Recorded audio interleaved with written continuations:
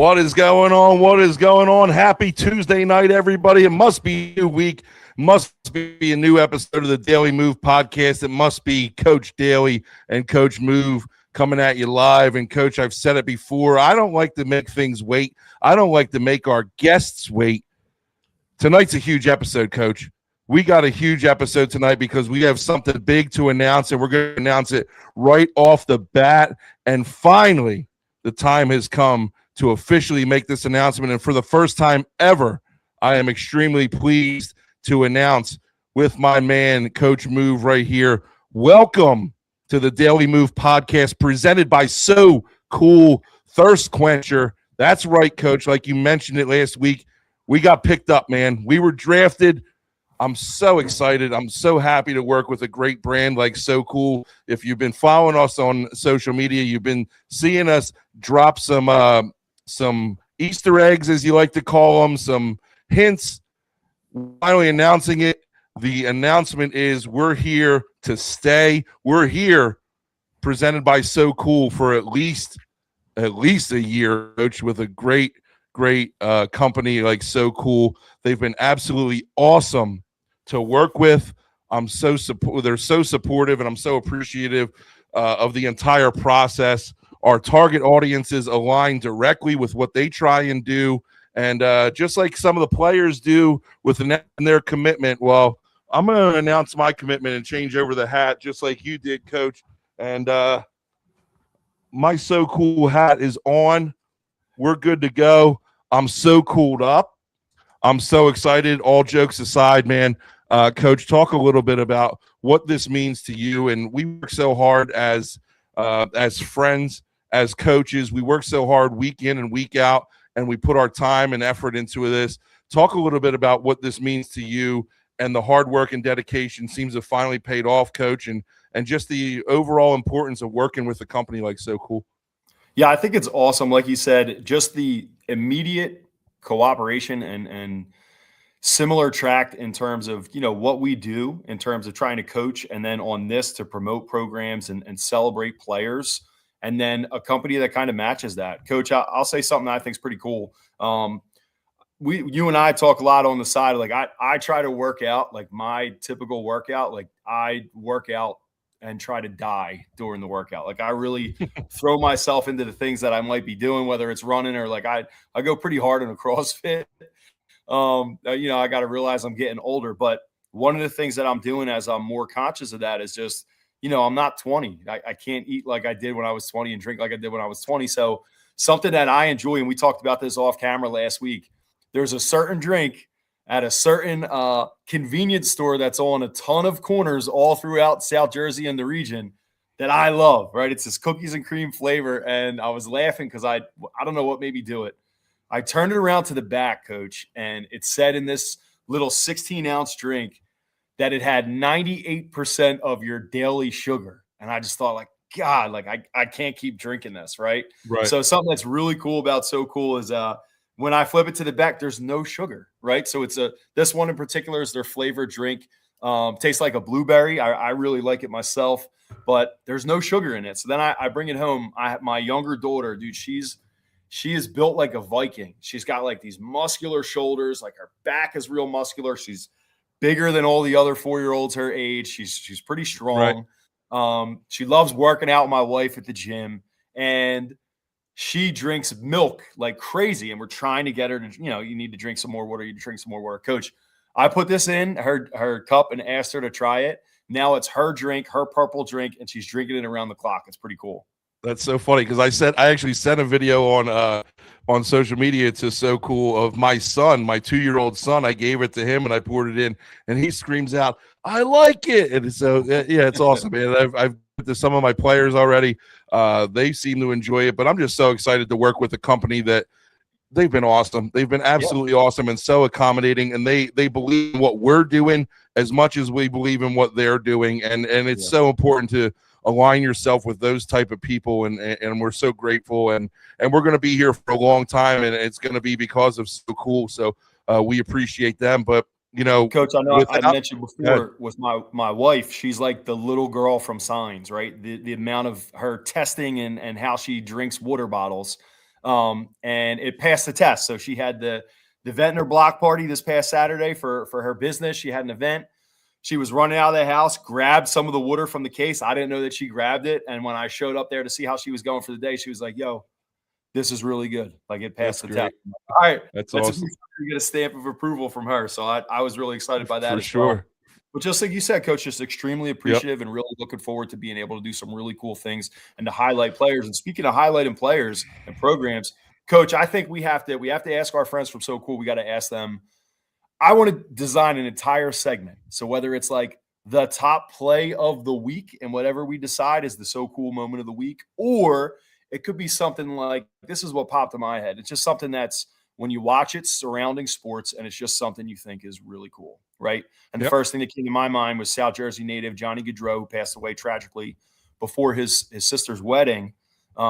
Team USA winning the Olympic gold against Canada, bringing his family out to celebrate, his memory and his honor, and with them, like I thought that was so cool. So I mean, either it's something like that. We'll have to ask to see what they like. Yeah. But again, I'm excited to kind of celebrate this moving forward as well. For sure. And that's an awesome sentiment from there. And I think it's a great segment too, and we can talk with them more about it. But as excited as we are to announce this partnership, no partnership would be complete, right? Unless there wasn't something special connected to it, right?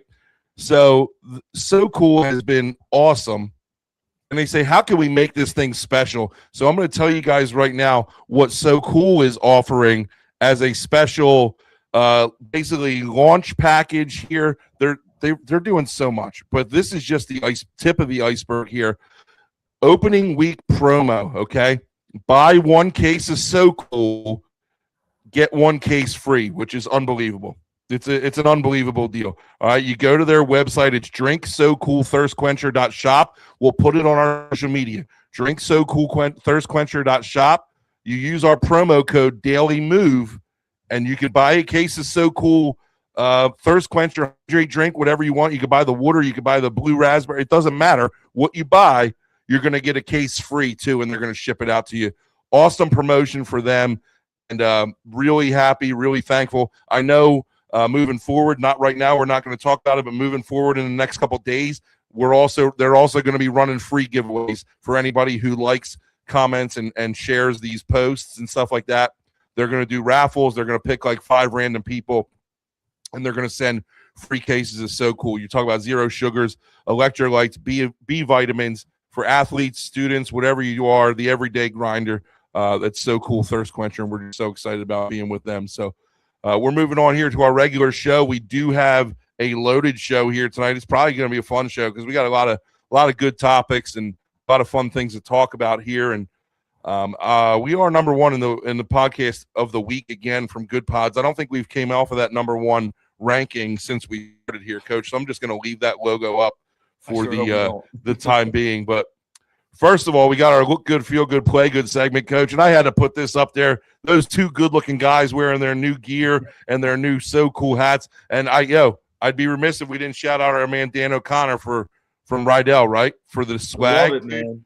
You're swagging up. We got the So Cool hats. We got the Rydell sleeveless hoodie or short sleeve hoodie. That's absolutely phenomenal. I love this material. And as a bigger guy, like Coach, you know me, like I'm a big dude. Like this material is like, it just feels good. It stretches. It fits great. So thanks to Dan over at Rydell. Thank you, Dan. And those 2 guys are some handsome fellas there. And we'll go into your uniform here. It looks like somebody from the Houston Gamblers. Talk about it. Yeah, Coach, I just really like it. It's funny. I know you and I have sent things back and forth about it. The UFL is like quietly becoming a pretty quality product. There's definitely a need for another opportunity for guys for football. But what passes the test for me is when you look at a team and it doesn't remember when you could relocate a franchise in Madden and kind of create all these programs, and it looked phony. Well, these UFL team uniforms and combos, I think some of them are really starting to nail their color combo, their pattern scheme, their logos, and they're just doing a really good job. And one of them standing out to me was this Houston Gamblers logo. You see the giant G inside the center of the outline of the state of Texas. Coach, I really like the hollow number combo. So if you check out the jersey, if you're not getting a chance to watch this, it's kind of like a black black helmets and jerseys and uniforms, but it has the orange and red trim with the black inside on the number. I love that look. Coach, I just got to tell you, it looks great. But listen, you know me, I do commentary, right? It's a nightmare from a commentator standpoint. It's an absolute nightmare when teams do this to their numbers. And like the worst is I saw a team, it was like, I don't know, it might have been like UCF or whatever. They were wearing white jerseys with like chrome gold numbers. And I was like, bro, how does anybody see these numbers from the broadcast booth, man? So, it looks sharp. It looks great, but it's hard as hell to see from when you're commentating a game. So Coach Everett, when he was at Willenboro, they had white jerseys. They would have a dark blue outline and then like a white cream inside of the numbers. They look so sharp. And they would take the penalty because you're not supposed to do that anymore. Like, all right, we'll take the penalty, and they would still win. When I was at Clearview, we had black jerseys. We called them the Dark Knight, right? We were undefeated when we wore them when I was head coach. And it was gold outline and then green inside, and it didn't look that bad or hard to see when we designed them. But then just like you're saying, like the announcers at our games were like, dude, you're killing me with these Dark Knight jerseys. You can't see anybody's number. Yeah, for sure. Houston, I think, that's high school, which is a lot closer to a vantage point to the field than some of these colleges and stuff are. We're moving on here. Talk to us about this UFC fighter belt. Is this the belt for the upcoming fight here that they're going to be having at the White House, or what is that? Yes.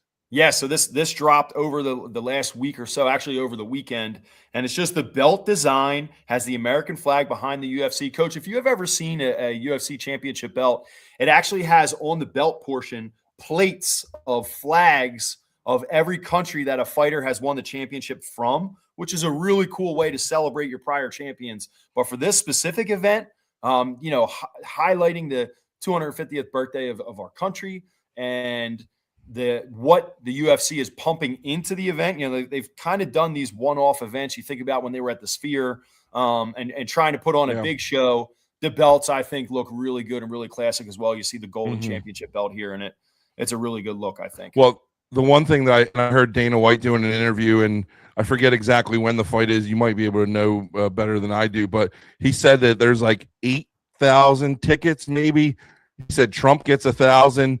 Dana White's getting like 500, and then the remaining rest of the tickets are being given out for free to military first responder families and military members and veterans, and they're not allowed to sell anything. It's on federal land, so they're not allowed to sell concessions, anything like that. So the entire night is free. Wow. So really cool event that they're doing, and it's gonna be cool. I heard some of the lighting. It's just gonna be the white head in the background, and no matter what your opinions are or beliefs are, it's just going to be a really great night, I think, for our servicemen and women, and they deserve something nice, So it's really looking forward to that.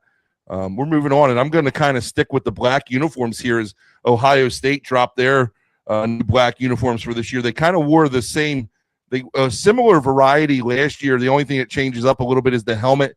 But you talk about black on black, it's a really sleek look, but the numbers are outlined nicely. It's a dark or, nice red number 4. The difference is the Buckeyes on the helmet are like a nice red chrome.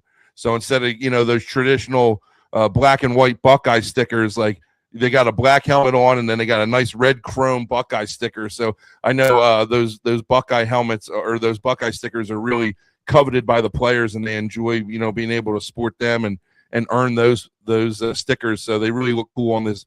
And I can't imagine they're going to wear this concept a whole lot, but when they do, it's definitely going to look sharp, man. So shout out to Ohio State there. Coach, I like that Ohio State is one of your blue blood classic programs, and they aren't afraid to have an alternate uniform. You think USC, Penn State, they're so afraid. Michigan even, they sometimes do it, but they're so afraid to change things. Ohio State leans into it, so I really like it. Yeah. As always, our Look Good, Feel Good, Play Good segment brought to you by Twinning Tees, celebrating life's little moments, one tee at a time. Go over there and support them. They do great work. Follow them on Instagram, follow them on social media. Any kind of printing, embroidery, whatever it is that you might need, make sure you go visit Twinning Tees. We thank you for your patronage, as always. Moving on here to our What's Going On segment. We got a lot of fun stuff to talk about here tonight. Something that came out in New Jersey. I kind of sent this over to you a little bit, and we got the email went around, and it was a questionnaire here and it says New Jersey spring football question mark. And we talk about even on this podcast, we talk about other states and how their rules are so much different. You go to Texas, you got a full spring ball period, and you go to Georgia and you do the same. And New Jersey's one of those states where we're not allowed to have contact technically. I mean, some people do it, but they're doing it, what they do might not be within the rules of the state, but we're not allowed to have a spring ball here. Talk a little bit about the proposal, or was it just a survey or an interview, or what do you think? Do you think anything's actually going to come of this or no? Yeah, Coach, I think this is one of the things where we've discussed. Eventually, I think this happens. And I don't know if it's over the next 5 years or 10 years or what, but I think this is going to change. So this is actually a information survey, and I know Coach Kemp Carr was involved in it as well. Very forward thinking. Shout out to Coach Carr. And Coach, do you remember the other coach who was involved with it as well? There was two coaches. It was Coach Emmel. No, I mean, I think I got mine from Emmel. No, it's going to drive me crazy. I'm so sorry. I'm leaving them out. But you're usually on top of that, man. You're the main guy. But they're collecting information to present it. So great move by them of trying to present and to be forward thinking about getting an opportunity for their players. So you see here, Coach, they have a few things. I'm going to start reading the first part. So the key pillars, it says recruiting equity. Now this is the part. Let me read it first, and then I'll tell you what I think. Provides all schools a sanctioned window to showcase talent during the NCAA evaluation period, ensuring exposure is not limited to high traffic programs. So if people aren't aware of this, I think this is one of the best changes that the NCAA made for recruiting. If I am Coach Move from the Daley Move U, and we got a Division I football team, I can come out to your program and choose and say, hey, I need Andrew Daley. I need to put him through a workout. I can do that on your campus in the spring and evaluate you in person. So that's something that's helped speed up the timeline with, signing day is earlier. Everybody early enrolls. Most of your high-ranking prospects are committed by June, if not 4th of July at the latest. So this is trying to get people to do that. So I'll tell you, we have Jake Lund. I think he's up to 20 offers now. He just picked up 2 more today. He had a workout today with some of our other prospects as well. Coach, they're coming to see him. And if he wasn't here, and, there's obviously a ton of, we got a ton of talent in South Jersey. So they're coming to see the talent. So if we did not have Division I talent, whether these days were approved or not, it's not going to matter, because if you don't have the talent, a coach isn't going to come to show up to evaluate. So that part I thought, although it was a really good idea, I don't know that it comes to fruition, but I think it's great to gather the information. Then it says safety and oversight. Go ahead, Coach. Yeah. I'm sorry, man. No. I mean, I'm with you. I think it's a great idea. Will it ever come to a head in our time? Who knows? But I'm fine with pretty much everything here. But the one thing that I didn't like that it stated was it was only going to be open to players that weren't participating in another sport. Correct. Okay, so me being at one school, I've got 5. Yeah, I mean, I got 5 or 6 guys that aren't playing a sport. That's it. And all I don't want to say the main guys are playing sports, because the guys that that are in the weight room are good too. But it kind of limits what you're doing, and I think it'd be really hard to police that aspect of it. So if you're going to bring it into New Jersey and you're going to allow teams to hold, I don't know, 10 workouts or whatever you do that are free without pads or anything, I'm fine with without pads. You don't need pads. I'm okay with that. At least we're taking a step forward. But you have to open it up to the entire team, in my opinion. That's the only qualm I had with it. Yeah, I think this, Coach, I also think the idea of safety and oversight. So this might be the strongest point for it. And again, great job by the coaches who put this together. Shifts the development back to certified high school coaches and athletic trainers, moving away from unregulated third-party 7-on-7 models. And let's speak about the other part of 7-on-7. A lot of these kids changing programs, a lot of that has always happened throughout the 7-on-7 circuit. Absolutely. That's not to criticize any organizations or any coaches that do a great job, but just the reality of, if, Coach, we remember when you were in high school, my brother was in high school at the same time, I was training in college, we would all speed train together, you throw together, you get tight with the guys that you're around and competing with and developing with. So it leads to relationships, which leads to the potential for that. Now taking control of that with high school coaches, developing your own program, Like you're putting that back in the hands of the experts. And then the biggest downside to this, I agree with you, and I get it. I think the coaches are trying to get in front of it and say, hey, let's protect the integrity of spring sports. But it defeats the purpose. Like I was a football player. I was a triple jumper. I threw the javelin pretty decent as well. I threw the shot put decent. You're going to tell me I can't compete and get evaluated? Guess what I'm going to do as a future college football player? I'm going to not do track and field. Right. I'm not going to play. So yeah. So I'm with you there, dude. Like I think that's got to be tweaked a little bit, and I think that's kind of got to be opened up. But dude, if this happens, I'm all for it. And yeah, it's a great couple. Move. Yeah, it is. But coach, you mentioned that your tight end's got 20 offers, and you guys went to workout today, and the coach is coming to see him. But what about the recruiting service that contacted my third string left tackle and said he was going to be Division I coach? What about that guy? Because they're coming to look at him too, because this website says so. Talk to me about it. Oh, man. So there's a pretty famous one. I'm not going to say the initials of what the company is. And here's the other part, Coach. I think if this is important to a player and you're trying to do everything you can for your athlete to have an advantage, I'm never going to knock a family for trying to do that, right? I think just sometimes we could dedicate our resources to things that could be more impactful. So I used to I would feel so crushed when somebody I coached would come up to me and say, hey, we started doing one of these third-party recruiting services. And I can tell you on the other end, I coached in college for a living. I evaluated every single person in my territory that was a college radar prospect. And then I would reach out, hey, Coach Daley. Coach, how many of them did you find on the website, on a third-party recruiting website? Because I got the same answer, 0. Right. Same thing when I was coaching in college. And I would tell people that, man. I would say when I was coaching in college, you guys do what you want, obviously. I'm not here to control you. We've had that conversation before too, right, Coach? Yeah. I'm here to control what you do. I'm here to guide you and give you my experience from the other side of things. I have never once found a recruit that I didn't know about that was on one of these websites. Yeah. You know what I would do to find I don't mean to cut you off. Go ahead.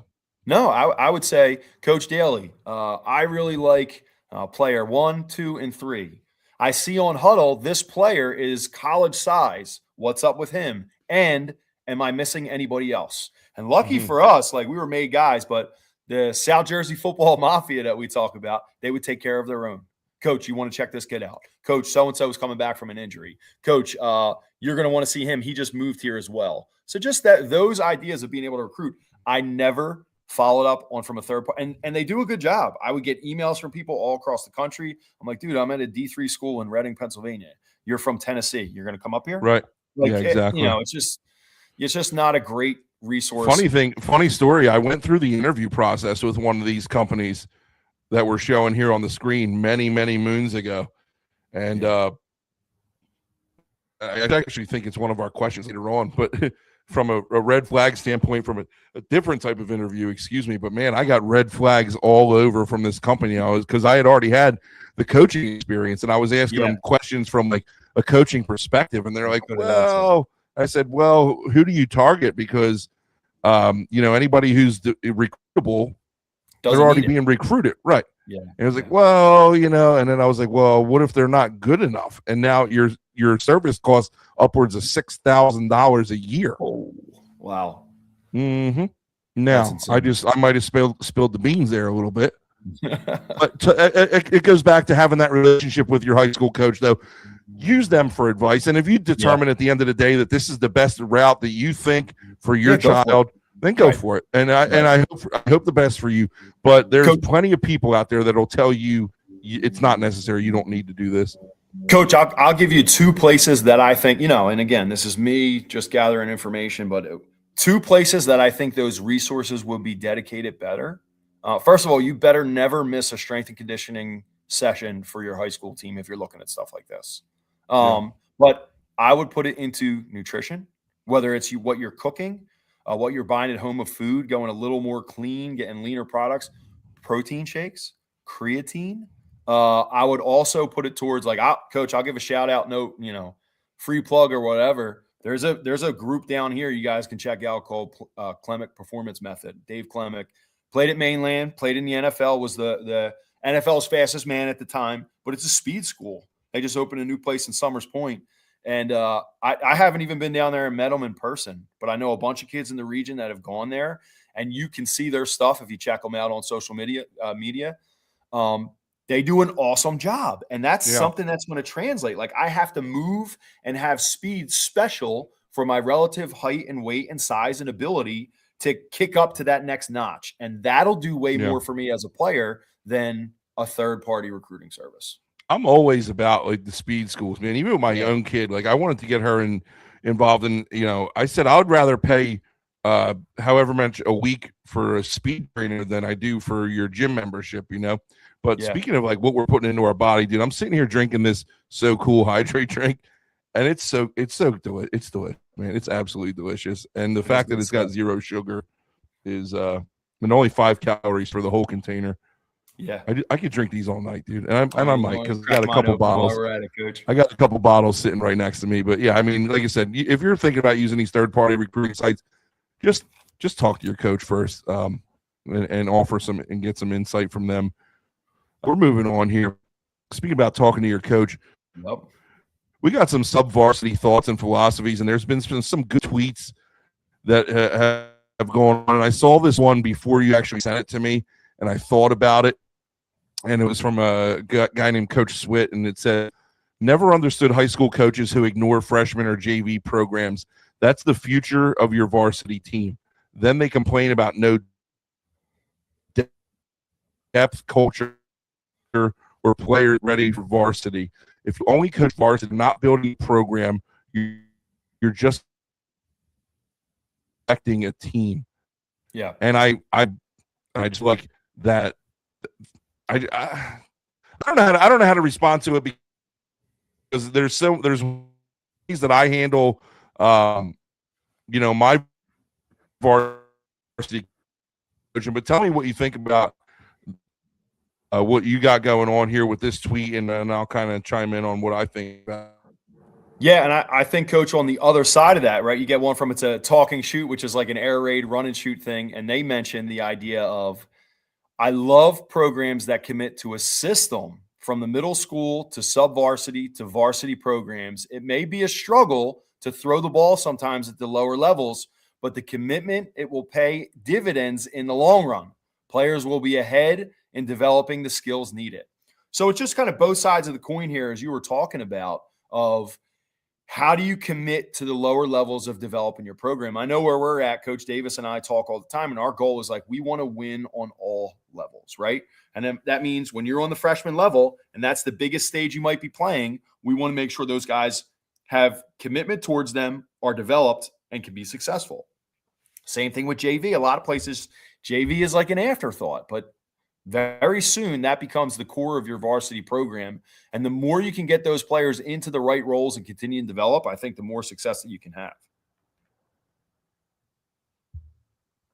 I just think it's so tough as a varsity coach. Like I try and split up my practices. If I'm running, like I'm the offensive coordinator for varsity, like if I'm running the offensive practice, I want my varsity defensive coordinator down there working with the young guys and the JV guys, coaching them up. But when your staff is limited and, it's a smaller school, I think it's really tough to kind of navigate that. And, I try and do my best with, like I said, with the young guys, but it's always good to have a couple volunteers down there that are willing to take those guys and help out with the younger guys. And just as long as you're all on the same page and you're teaching the same terminology and stuff like that, then it's fine. But, it's a tough thing to navigate for sure.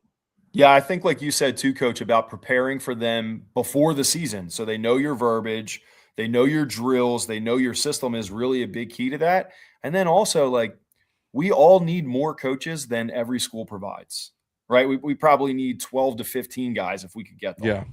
Yeah. I mean, I got 9 guys, and we got 60 guys on the team, and a couple guys are volunteers. They can't make it one day or make it another day. But I get what Coach is saying, but dude, there's no possible way I think that I could be everywhere. And even our JV games, like, dude, I got our varsity guys in the weight room or the film room or whatever it might be. I can't be out there at the JV game all the time. I try and make as much effort as I possibly can, but how's that possible? So I think it's a little bit of a catch-22 with the tweet.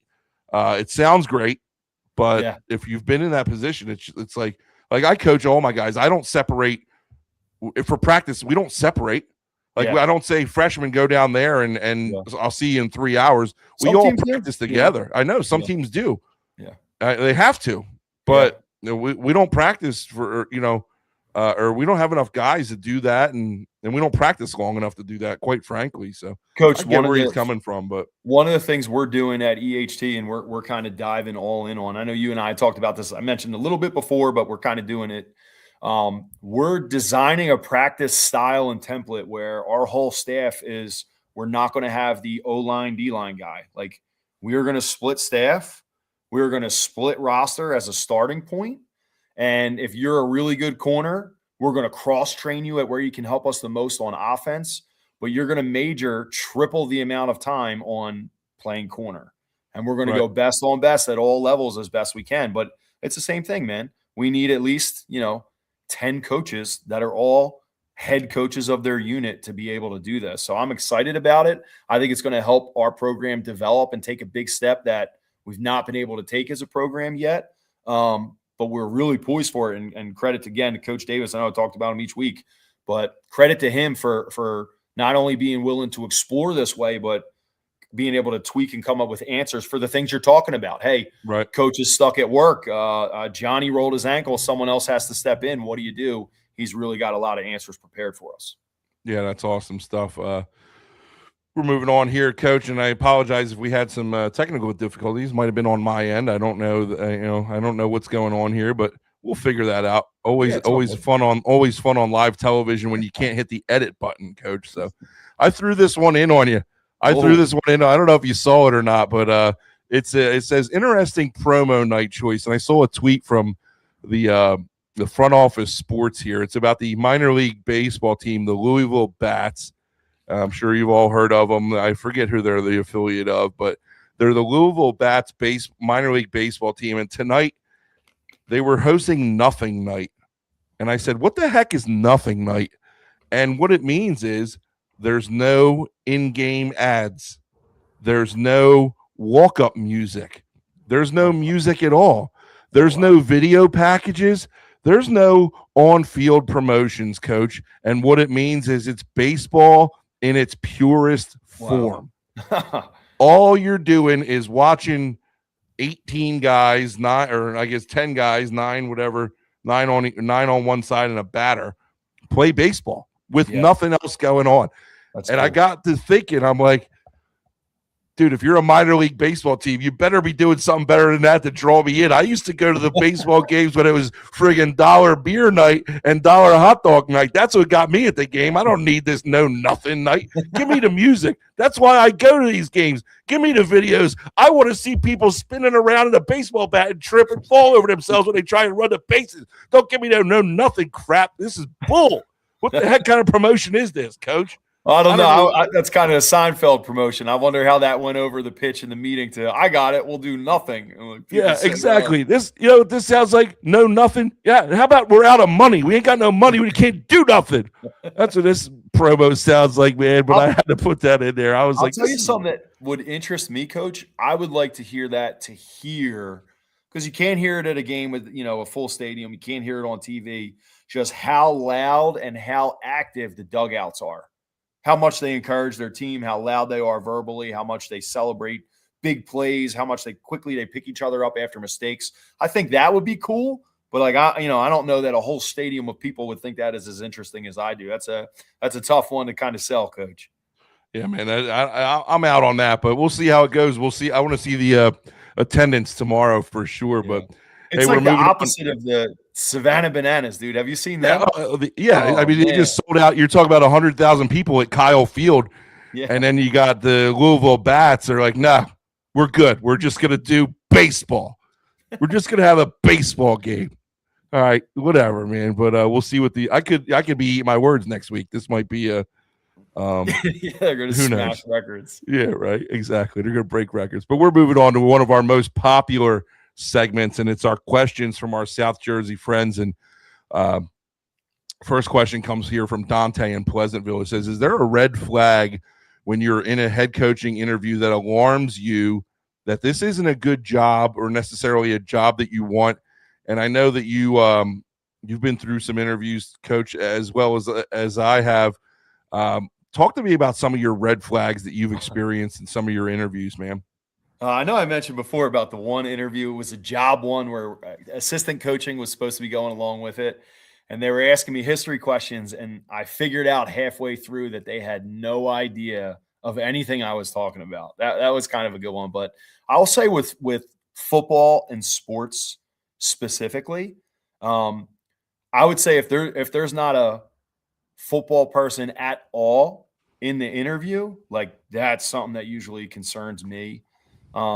Usually we're able to get the intel on a place about, like I heard a story about Nick Saban when he used to apply for jobs. He would walk in with his, leather man purse or whatever, nothing I would ever carry, but he would walk in and he would have 3 legal like notepads, like lawyer notepads.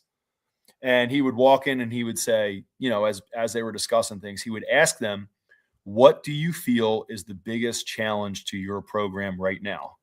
And depending on what their answer was, he would pull out this legal notepad and it had the solution. Like, obviously, he's the best coach ever, in my opinion.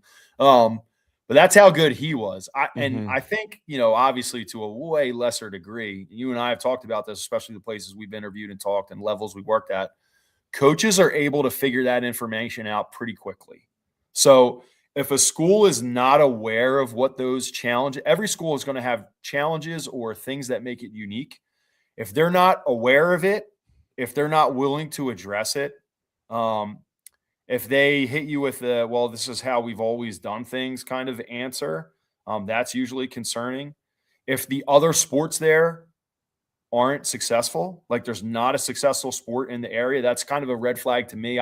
The biggest one to me is the connection and the importance in the school, but that usually comes from the community. So if it's important in town, even if a program's struggling, that's a great sign because you'll get buy-in, you'll get excitement, you'll get support, you'll get people that care. That the opposite of caring and being successful isn't like being angry, it's apathy. Right. So that's the part that I don't want to be around with a program. So that's usually one of the big things to me. And then if there's a reason why people are leaving, like a school has to know that and they have to be willing to do something different about it. Or you're just rewind and replaying the same thing. It's the old, right. I don't even think this is a true saying, but the old definition of insanity, right? Repeating the same thing and expecting a different result. Yeah. So those are is that actually? I wonder. Is that actually the definition of insanity? It's not. Because I was going to say I hear that saying all the time. I'm like, I don't think that's right, dude. Like insanity means something else. I agree. We go with it like the mice on a spinning wheel, bro. Like I don't know. But those would be some to me, Coach. Can you talk about some of the red flags to you? And there was a couple, and I don't dude. Without naming names, obviously, we don't want to do that, but. And I love you, Coach, but I just don't have the memory that you have from all these experiences. But a couple things that stand out to me, like I went on one head coaching interview, and the former head coach was in the interview with us, and I was like, okay, if I would understand that if I was replacing like a legend, you know what I'm saying? Like if I was going to Shawnee and being the next guy to replace Coach Gushu, and Coach Gushu was on the interview committee, dude, that man earned it. Yeah.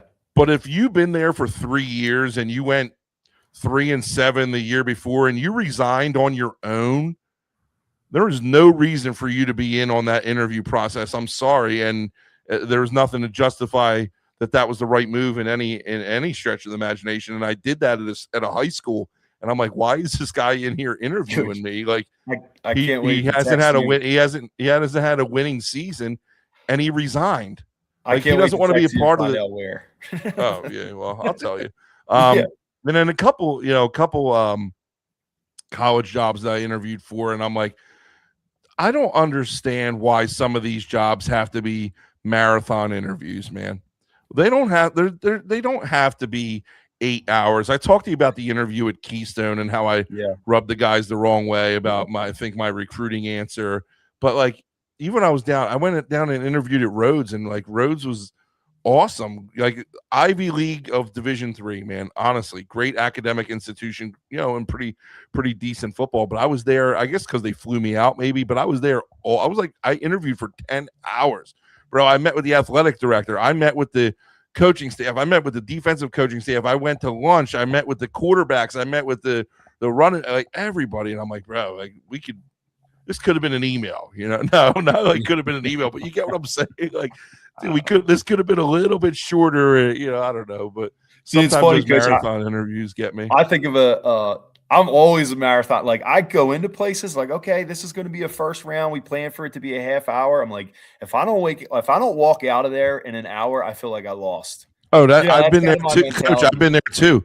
Yeah. I've been there too. And I've been on interviews it was high school interview, and they're like, well, this is just our initial interviews. We're going to try and keep it to 25 minutes. I was like, what are we accomplishing? I said, what are we accomplishing here? And he said, we got somebody coming in behind you. I'm like, okay, I'll tell you what that school was too. Yeah. So remind me at the end of the show. I had a couple, Coach, where there was this was before I became a head coach, and there was a school. And again, like we're lucky to be a part of a community where coaches they know who's up for a job. They know who's going to get it. They know if it's truly open. So I get a contact from us, people want to bring me in for an interview, which is awesome, great experience. And the time that they have is like 10:30 in the morning, midweek. That was the only time available. Mm-hmm. And I don't know why. I do know why I did it, but I was like, trying to get some flexibility. I'm like, I'm not missing a day's work to do that. I can't afford to do that. So when they wouldn't budge, I respectfully was like, hey, I really appreciate your time, blah, blah, blah. Obviously, I cannot make this. And then on the way out, I was like, or on the way off the conversation, I was like, tell so-and-so good luck. Coach, guess who was named head coach? The guy whose name I dropped, right? Yeah. So that, we're not dumb. And then there was two more. And you think people don't talk. We're called the South Jersey Coaching Mafia for a reason, all right? Yeah. You think we don't talk to each other. I had two more. I had one where I met a coach, and he had name dropped a college coach that maybe somebody in my immediate family played when he was coaching, or maybe a really close friend or a close teammate from high school was on a team there. And I won't say it, like there's no positive words I could say about this particular coach. And then the guy I was interviewing with told me that he was his best friend. I was like, I stopped talking, listened to him, said, thank you very much. And I did not end up coaching there.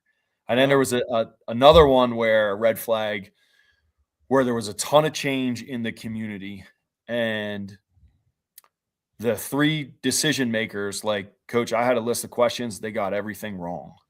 And they were all brand new, not only to the area, but brand new to their specific positions. Mm-hmm. And it just, it wasn't, they were bad people. Dude, it was just, I love that you go into these interviews and you're not the one being interviewed, bro. You're the interviewer. And it seems like that's, but listen, now, and I'm keeping it real with you, Coach, and we're having this conversation. That could rub some people the wrong way. And if it does, you don't want to be there. But that could be like, dude, I'm not going to let this football coach come in and control my school or my athletic program or something like that. And like, I'm kind of like the same way as you. Like, if you want this thing done right, yes, it takes all of us together. This is how we're going to do it. Yeah. If you want somebody to come in here and babysit, I'm not the guy. Yeah, I look at it this way, Coach. I think of the life lessons that I had learned through the game of football, literally saved my life and kept me alive, right? So I take it that extremely serious, right? It's the most important thing that a school and a community can offer young people. It's the most important thing you can do in any class. It's more important than any experiment, any research paper, anything you're going to learn in a lecture. And you know what? If that rubs you wrong, I hope it would. As somebody who feels as strongly about football, I hope you feel about your passions as well. Yep. It's an extension of the classroom, but the difference is you are forced to deal with the consequences. Like, how many places, if I fail a chemistry test, I can take a retest, or it's only worth 40% of my grade, or I can do a makeup, or, or I can do extra credit. Like, it's not the same. If I fail to play the Gateway Gators and you guys are bigger and stronger and tougher and more physical, I'm going to get beat up in front of everybody I know and live near for 3 hours and be embarrassed. Yeah. Like, it's different, and right. I very much look at it that way, because I do believe, like, from me, the program I want to run, I want to pour into the place that I'm at and add value to it. So like we're all polling the same way. It's just the tools that you have through a sport are harder consequences, demand more accountability, and a way that a school can't always do, which is fine. Like there's different ways that people can learn and be supported. But I think football is that important. And if you don't, then guess what? I know I've got to be a part of some organizations and teams and programs that have been extremely successful and overcame maybe disadvantages where they shouldn't have been as successful. And I know what it takes. And if you're not willing to do that as a school, then I don't want to be there. And to be fair to them, you're not going to want me there either, because I'm going to. It's not going to be a good relationship. I'm going to demand in a challenging way. You're right. It's not going to work. It actually takes me back, and we're going to move on to the next question too. But it takes me back to when we had Mike Burrell on earlier this week, yesterday actually, and he had awesome interview, and shout out to him. But he said you're never not the head coach, and every game you have 2,000 to 3,000 people coming out to watch you play, and in what world is your job performance graded in that public of a light than being a football coach? You know what I'm saying? Ain't nobody going in and watching you give a chemistry test and judging you on whether you win or lose the game there. But you know what I'm saying? For pennies on the dollar for an hour. And you said it too, Coach. People don't want to control. You're right. Football coaches any great coach is hard to control. Because they're going to demand excellence. And like you said, people know who Coach Gushu is when he walks through town in Medford, right? Like people know who Coach Delano is, who Coach Glenn Howard is in Paulsboro, like Coach Folsom on the sideline. They know these people, and we can name 100 of them. Do you know any superintendent, especially not in the district that you work? No. Can't say that I do, Coach. No. And it's just the nature of it. So that worries. Excuse me. That worries districts. So you're right. They want to make sure that person is aligned with their goals and their vision. When I go into an interview, Coach, I want to know about the vision of the school and the district. So those are some of the things I thought were red flags as well. But we can definitely jump into the next one here. Pretty good question we got. It was a great question there from Dante. Who was it? Dante in Pleasantville. Ryan from Clayton says, "Is there a trait that you think most crucial in determining if a team or program is prepared to win?" I would say a short answer for me, Coach, is like how you're able to respond to adversity and how you're able to control. What, I take your answer? I'm sorry. Yeah, my mind, dude. I think that's a good answer. How you're able to respond to adversity, and not just adversity being maybe losing a game. Okay, I'm talking about tough players, kids that are hard to coach, kids that have behavioral issues or egos or something, and maybe it's your star player and he's pissed off and he comes over and he slams his helmet. How do you respond as a coach, and how does your team respond as a whole program to how you're going to react to it? You know what I'm saying? Is the team going to kind of take that whole attitude and absorb that attitude? Or are they going to be like, hey, are they going to police themselves pretty much and say, hey, we don't want this kid around. We think he should be, whether he's suspended or whether he's this or whether he's that. And that's, to me, the sign of whether a team is ready to take that next step. Can you overcome adversity, and can you police yourself? Because kids are tired of hearing our voice, man. Yeah. We can talk until we're blue in the face. Until there's some accountability within the program and a hierarchy, I think, on the team, I don't know if you're ready to make that turn yet. And I think that's a big trait, and that I'm looking for in my program is who's going to be the leaders, who's going to take the control of the program, so that way I don't have to. You know what I'm saying? So I'm curious to hear what you have to say about it. Yeah, Coach, I think it's a phenomenal answer. It's funny. We didn't even talk about what we would say about this. And I think word for word, that idea of that, your level of resilience, right? That's a true measure of toughness.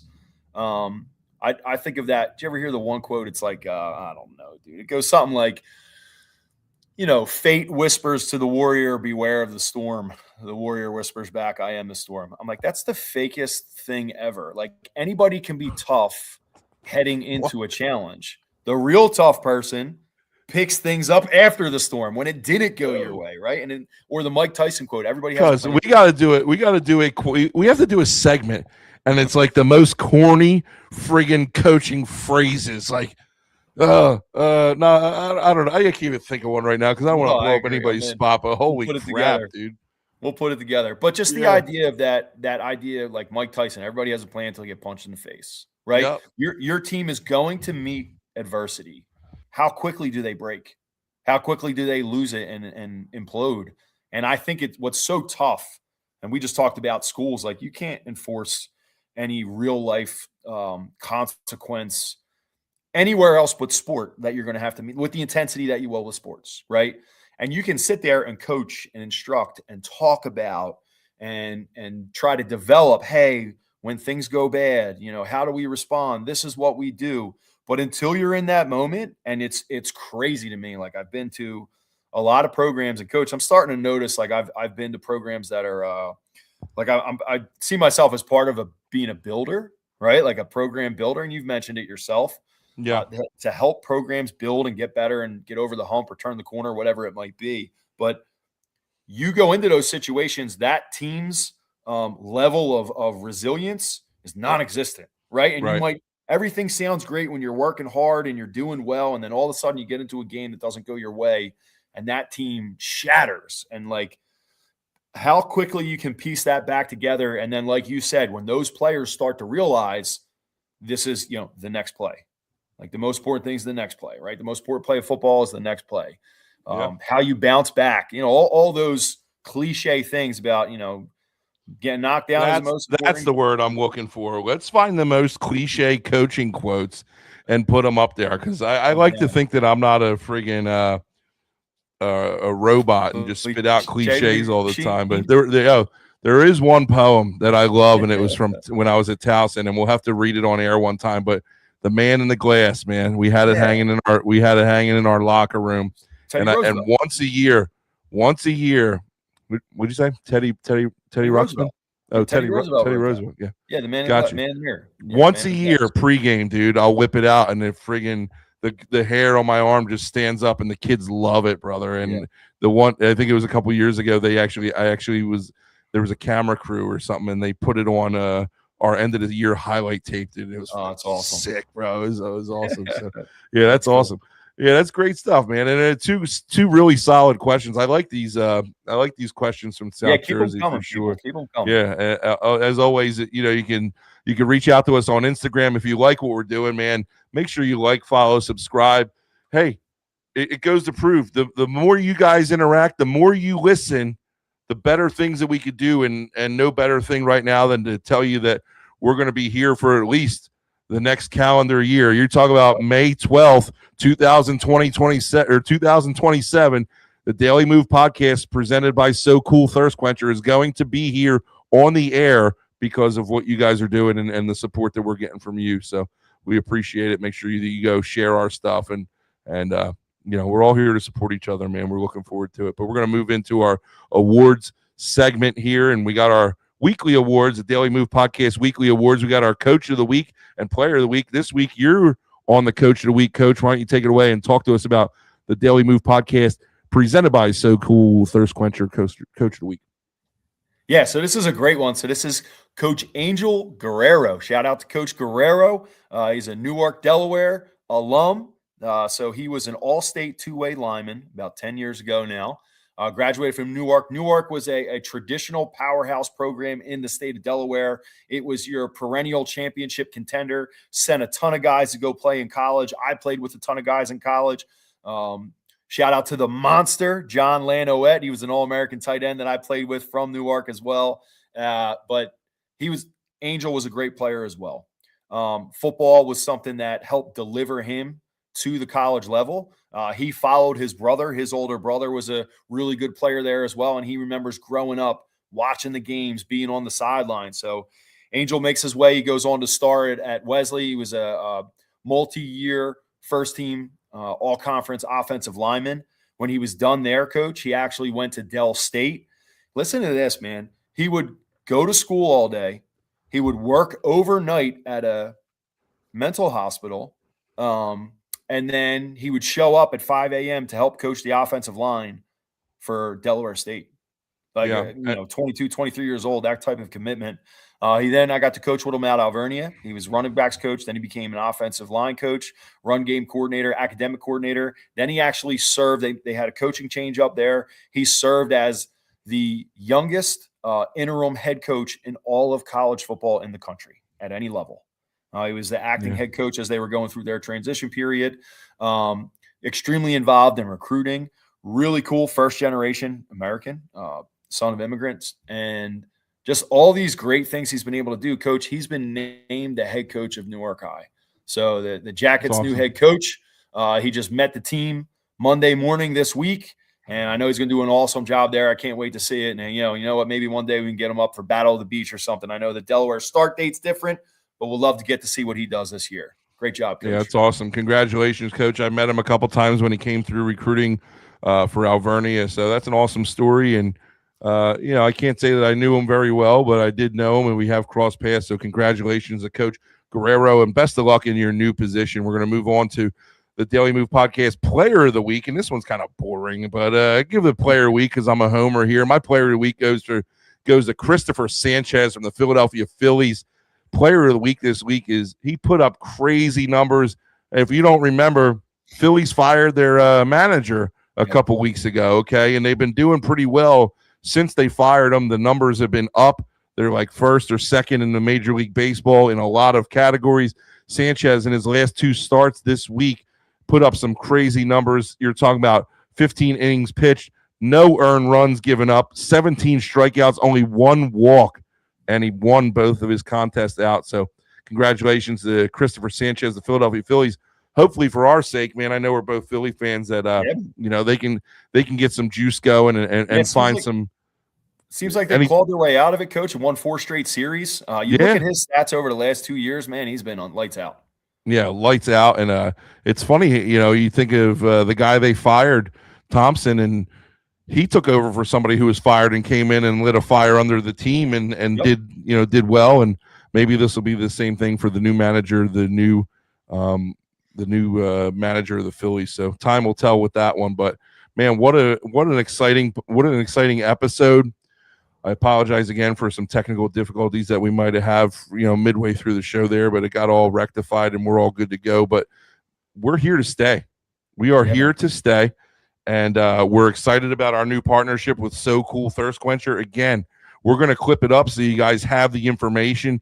Buy one, get one free opening week promotion on cases of the drink. All right, the drink that we're drinking here. You buy 1 case. I tried it today, and I'm not going to give away too many secrets, but I tried it today.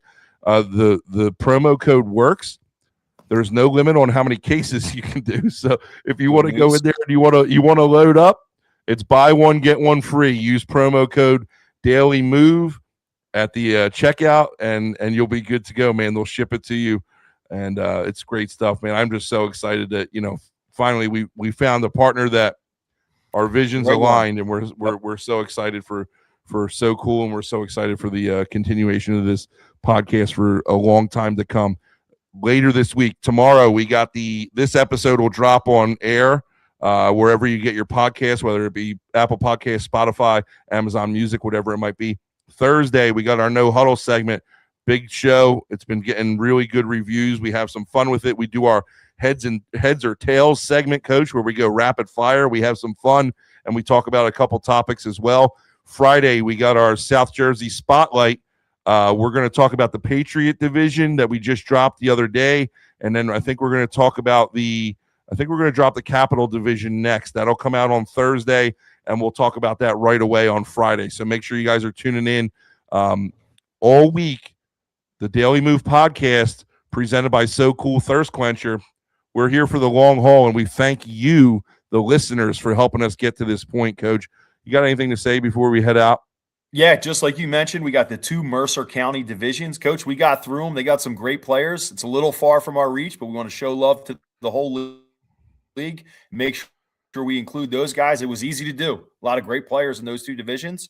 And then Flip side, anybody, if you can get a hold of Coach McNair or anybody on the Lindenwold staff, we're trying to get in touch with you guys. Make sure that we show some love to your program as well. We need someone from Lindenwold, all right? But besides that, Coach, as always, let's find a way to win.